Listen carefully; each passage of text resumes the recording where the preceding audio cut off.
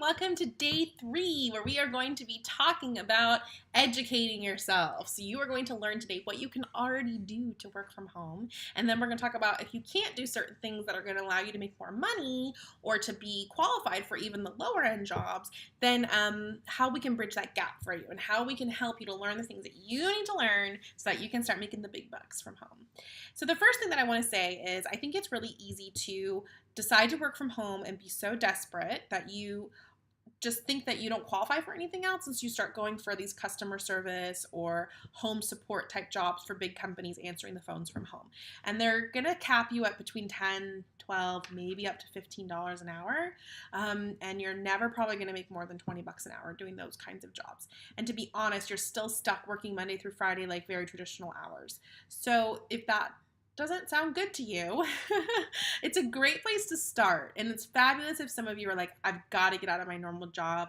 I'm really struggling with trying to maintain everything and I just want to be able to work from home. So that's fine. Go for those type of roles. They're a great place to start. But just keep in the back of your mind that if you shift into the freelance world, you can do the same thing or different things, learn on the job, or take free or low cost or expensive courses to learn more skills, and then you can charge up to like 30, 70, 100 an hour as the years go on, rather than being stuck in a customer service job.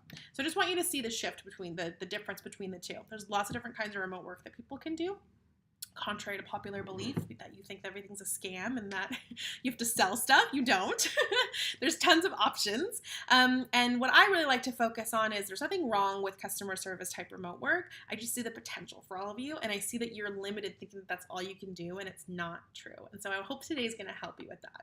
So today is all about bridging the gap and educating yourself on what you can already do. Okay, so first I want you to start assessing what kinds of things you can already do that you can start selling right now. And I'm going to give you an example. Pretty much anything in terms of social media and like admin that you would do in an office, you can get paid to do it from home. So, do you know how to use email? Can you write email on behalf of someone, answer email, respond to emails? Can you do typing? Doesn't have to be super fast. Can you do translation? Do you know a different language? Can you answer the phone or make phone calls? Can you do online data organization, such as in a Google Drive or a Dropbox, or on someone's desktop, just organizing files? Do you have any writing skills? Like, were you a really great writer in school, or do you really enjoy writing? Do you write books on the side? Like anything like that? Writing is huge right now. Do you know how to post to Facebook? Do you know how to post to Instagram? Do you know how to post to Twitter? The next step on that is being able to use scheduling tools and having different social media strategies, that knowledge, which you can learn. There's no social media degrees, okay? So everybody just learned. So do you know how to hashtag and follow and like photos? People pay for you to just go on Instagram for them for an hour a day just to engage, to help build their account. That's stuff people pay for. So if that's things that you can do, then start writing them down. And then if you have more advanced stuff, if you know how to do blog writing, if you know how to create images, if you know how to do graphics really well, we're just like having our coffee and hanging out. If you were a project manager, if you were an account manager, like all those kinds of things that maybe put you in more advanced, write all of that stuff down. Things you know how to do on the computer, coding, different software programs you might know how to use. Even if you learned them in like community college, doesn't matter, it still counts. Write all that stuff down. Then I want you to ensure that you have a computer of some kind. Smartphone's not going to work, tablet's not going to work, and really good internet. Wait, did I say smartphone or laptop? I meant computer, if I didn't say that. Any kind of computer is fine when you're just starting out, but you are going to want to shift into a laptop very quickly. Very rarely, some of you only have a desktop. That's pretty old school. If it's working and in great condition, fine. I care more that you have a working quality computer and and some internet. If you want to live the true work from anywhere lifestyle, you're going to get a laptop really quick. So those are the two things that you have to have in order to get started. There's no ifs, ands, or buts. A good quality working laptop and good quality internet that's fast and works, okay? The next thing is, let's talk about how much you can charge, because I want you to start to make your plan of escape, okay? So if it's just some of the simple stuff that I listed, such as typing, email, phone, customer service, you're going to be in the $10 to $15 an hour range, okay? Just very entry level. If you start to have a little bit more training, you have a little bit of experience, even just like a year or two of office admin work, that's enough. If you have any kind of education, you took a couple classes at a community college or you have an AA, something like that, then you're going to start to move into the $20 to $30 an hour, okay? Now, if you have a degree in a related field or any really field, doesn't matter. If you have experience, if maybe you've been doing this job in corporate and you want to transition to freelancing or working from home or whatever, then you can match what you made there or more, or you're going to be between 40 and 75 an hour. And I want you to see, like, don't look at the 75 an hour if you're at the 10 an hour and be like, oh my gosh, how am I ever going to get there? This is what I'm telling you. I started at $20 an hour and now I'm making $100 an hour. It took me 4 years. Like, that's it. That's the only time it took me. And I honestly could have been charging more from the get-go. I just didn't know what I know now and what I just taught you. That's what I'm trying to tell you. I didn't know that I had a degree and a bunch of related experience, like over 10 years of related experience, and I should have been charging $15 an hour from the get-go, but I didn't know. So I'm telling you so that you know. If you want, you can do some research. Start looking at jobs that you want to be able to do and see how much they're paying, or things that you can already do, okay? And start looking and seeing how much they're paying, and then you know how much you can charge too, okay?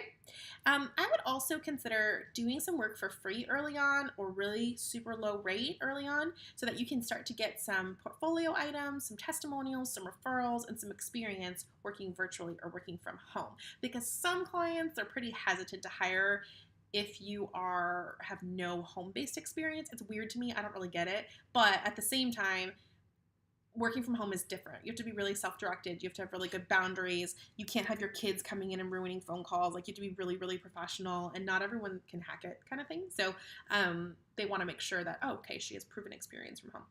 Whatever, I get it. Not everybody, but some people. So it's worth sometimes just doing some lower end gigs in the beginning, and then it allows you to get some experience.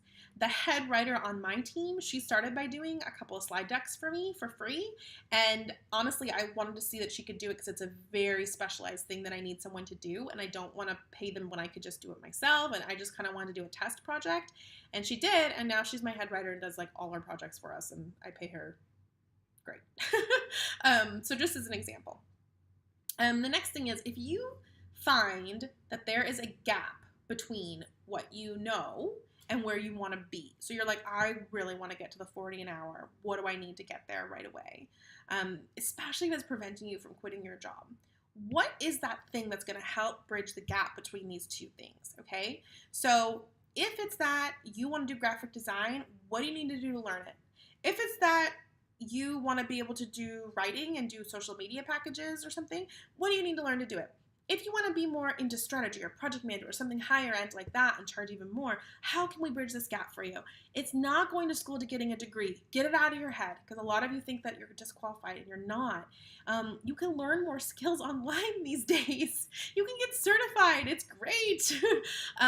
So I highly recommend, it's honestly why I created our programs. It's why we have 90-day VA, because I took everything that a virtual assistant needs to know to get out the door, 20 to 30 bucks an hour, go from 0 to 100 in 90 days. And that's our program. I highly recommend it. If you're wanting to just stick with social media, we also have one called Social Media Manager Kickstart that focuses on blog writing and creating social images, doing tracking on social media, and launching your business.